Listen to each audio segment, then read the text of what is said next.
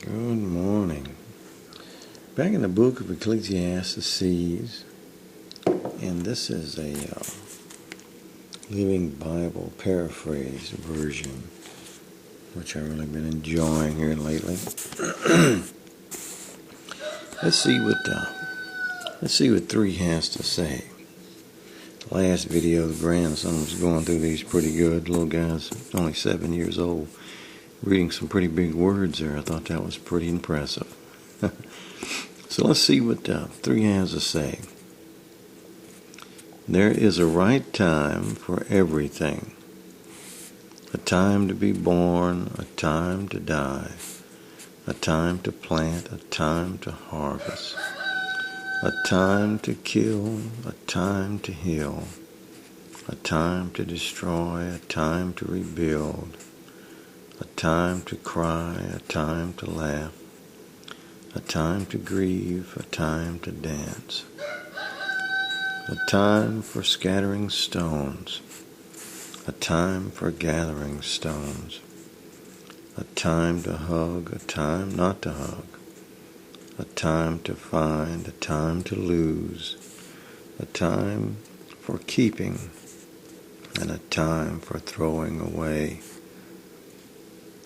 a time to tear, a time to repair, a time to be quiet, a time to speak up, a time for loving and a time for hating, a time for war, a time for peace. As I was going through this list, visions kept going through my mind's eye of all the times in my life I've experienced all these things. A time for keeping and throwing away made me think of the carnal and the spiritual.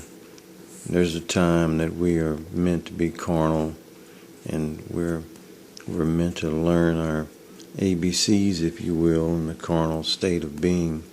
But then there's a time to throw that carnal mindedness away and accept the Spirit. This is a beautiful, I think this was in a song. I remember an old song from the 60s or 70s. Somebody had put in a song. What does one really get from hard work? He says. This is Solomon, and he's an old man now. And Solomon's a little down. He's a little bleak. And Solomon was born in a time with no Christ. Jesus hadn't been born yet. So the realities of old age was hard on people back then. They couldn't tell, they couldn't see the Christ that they would confront in their afterlife. So getting old back then was not the same as it is today. If you happen to not have Christ in your life, you become very bleak like this at a young, early age. I have thought about this in connection with all the various kinds of work God has given to mankind. Everything is appropriate in its own time, but through God has planted eternity in the hearts of men. But though God has planted eternity in the hearts of men, even so man cannot see the whole scope of God's work from beginning to end. So the eternity that was planted in the hearts of men back then was something that was unobtainable, it was unreachable, because the laws had been broken at some point in every life. And most of these people of old felt like that eternity with God was an unreachable thing. And I'm sure this is adding to Solomon's state of mind and being here. Man cannot see the whole scope of God's work from the beginning to end, and this is probably a good thing. One thing that always sticks to my mind about atheism is about people who are atheists trying to teach themselves that there's no God, and yet they completely overlook the possibility that there will be someday. And if you look at how fast technology grows, if you look at how fast knowledge itself grows, and if you look ahead, let's say thousands, if not millions of years into the future, whenever technology grows into such a huge and enormous thing, certainly whatever is to grow from that technology will be able to manipulate time and go back in time and forward in time. So even if you truly believe that there's no God in this time, in this day, what makes you think that there won't be God in the future? And if there's God in the future, then there's God in the past. Then there's God anytime, every time, and all time. So to me, there's no use in being or practicing the belief that there's no God, atheism. To me, atheism is a dead road that you can't control the end of. Because God is going to use you, whether you want to be used or not. You are in God's plan for the very fact that you were created. So we can't see from the beginning to the end of this thing, and we shouldn't try to assume or put God in a bottle or tell God what He's able to do or able to be. It's a foolish thing. So I conclude that first, there is nothing better for man than to be happy and to enjoy himself as long as he can. And second, that he should eat and drink and enjoy the fruits of his labors, for these are gifts from God. I'm not going to say I disagree with this, but I think that if man was to enjoy himself carnally, he's going to end up fat, lazy, and stupid, and there ain't no way to go through life. So I think there has to be sacrifice.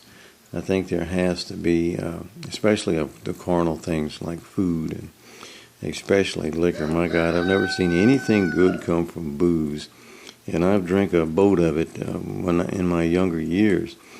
But I've never seen anything good prosper from that type of enjoyment.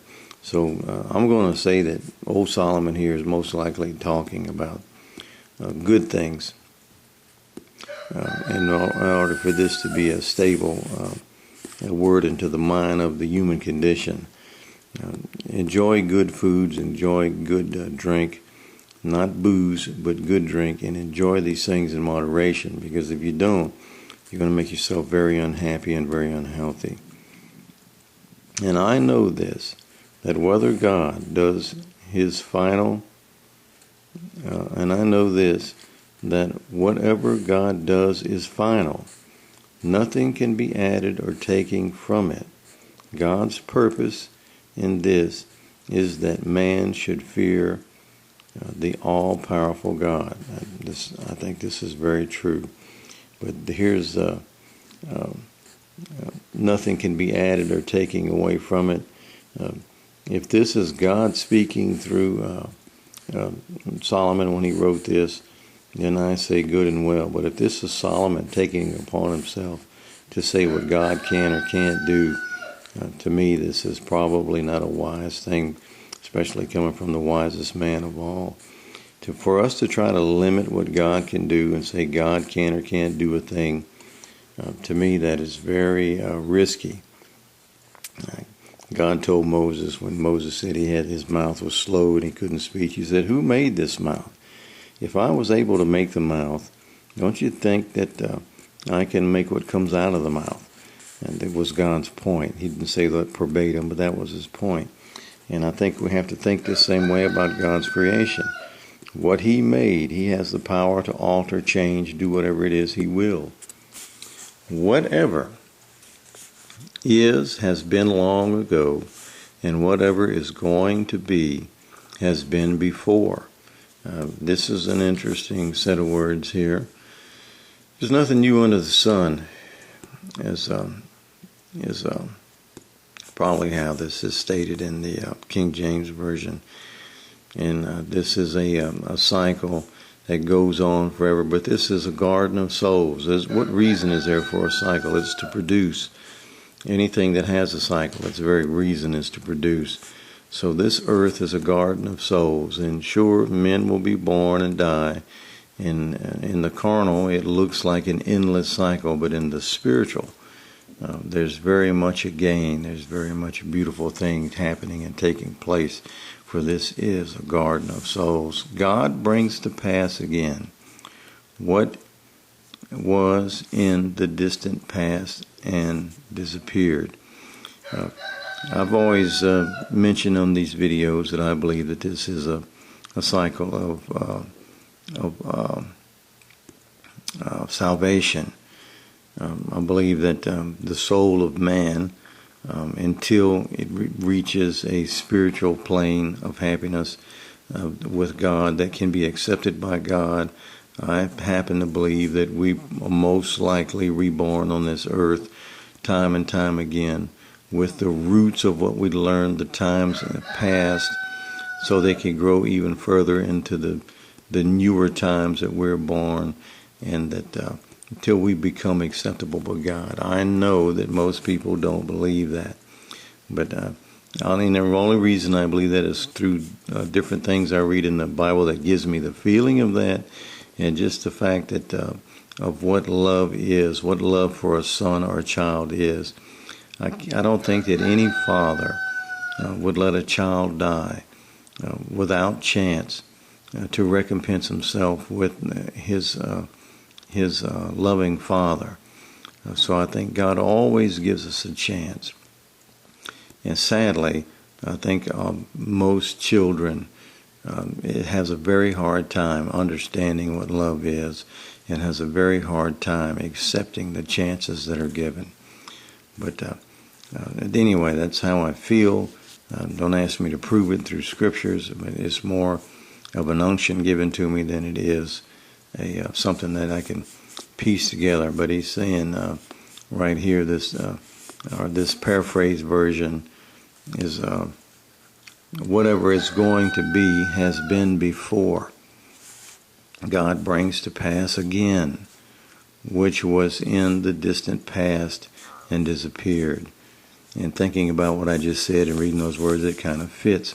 Moreover, I notice that throughout the earth, justice is given way to crime, and even the police courts are corrupt.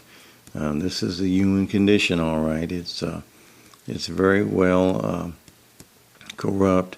The further we get away from the thoughts and ideology of God, the more corrupt we become. We see this story reproduced in the Bible through Moses leading those people through the wilderness. They became discontented. They started worshiping golden calves. They went right back to a sinful, even a much more sinful nature than they were when they were in Egypt. This is man's core of carnalism that takes them to that state. And we see that today as we get away from God more and more in this country, the more and more corrupt. We can't even trust our systems that we put in place to hand out justice. It's a sad state indeed. I said to myself, in due season, God will judge everything man does, both good and bad. And this, so be it. No true words have ever been said. And then I realized that God is letting the world go on its sinful way so that He can test mankind, and so that men themselves will see that they are no better than beasts. This is the carnal mind, the carnal heart. This is the man that hasn't been reborn, that Jesus told us about. We had to be reborn in spirit. Before we're reborn, before we receive that revelation of Jesus Christ, the last of these words, before we become that reborn being, we're just as the beasts are. For men and animals both breathe the same air, and they both die, so mankind has no real advantage over the beast. This is before Christ, keep in mind. Christ gave us the advantage over the beast of the earth. He gave us hope. He gave us the ability to become forgiven through what took place on that cross that day. And this man, Solomon, was born before Jesus Christ was put on that cross. And we have to keep that in mind. What an absurdity. All go to one place, the dust, from which they come, and from which they must return. This is what I'm talking about, the cycle of salvation. If you don't be reborn in the Spirit, if your soul is not born, if your spirit, that breath of life, haven't breathed into you, then you're going back into that dust to what? To be reborn.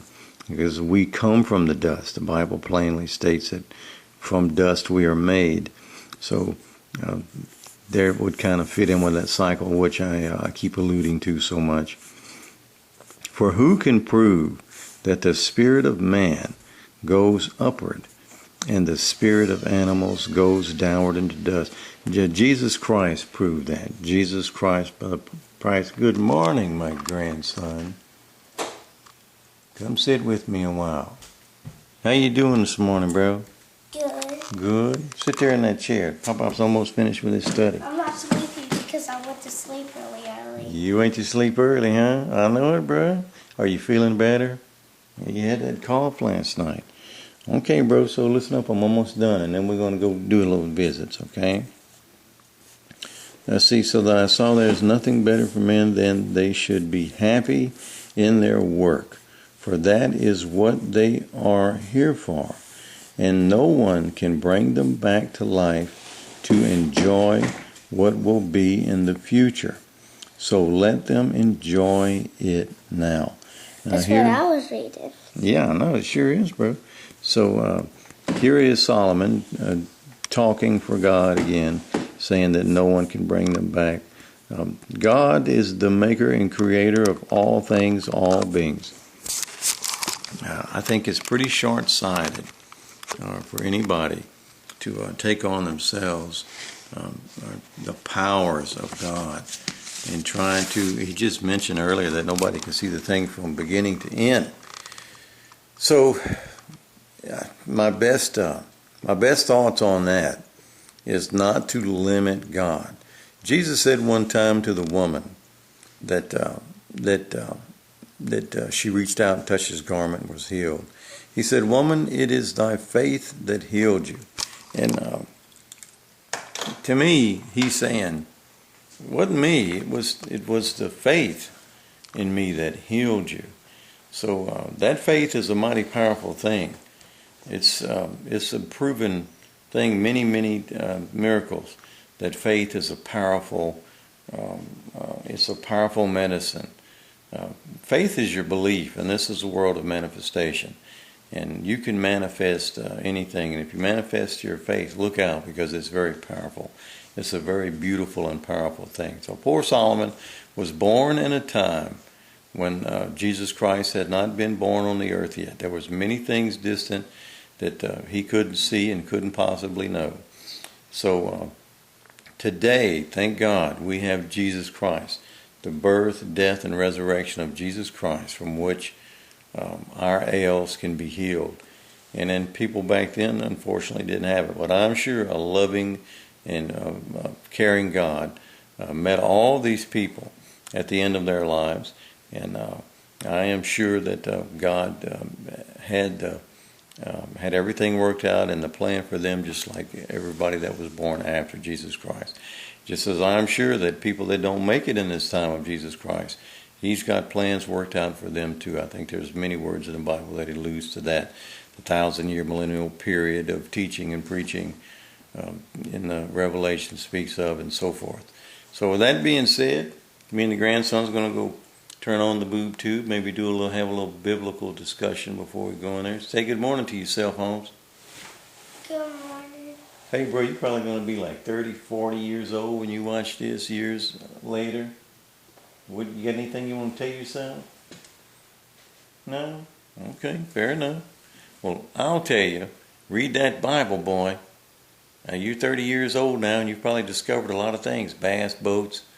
I don't even want to think about some of the things you might have discovered. But I want you to pick up that Bible like we used to do in the old days and read that Bible. That's where Pop and Nanny is now. We're in the book. Look us up sometime. That goes for you too, Aiden and Mackenzie and what's the little bit's name? Skylar Ray. And I don't even know what the new baby's name is going to be. But y'all kids, y'all pick up that book and y'all read. And it's either Easton or I forgot. Either Easton or I forgot. Well, I hope the kid don't mind having the name I forgot, because that's kind of a long name to write down at school all the time, don't you think? No, I forgot the girl name. Oh, now I understand. Okay. So anyway, you kids pick up that Bible and y'all read, and that's going to make for a happy life. Pop and Nana loves you very much. And anybody that stumbles across these videos, I hope you enjoyed it. And if you did, come on back and watch some more with us. We'll do a little more reading. No better way to start out the day than a little bit of reading. Pop loves you, and we will talk to you later. Have a great day.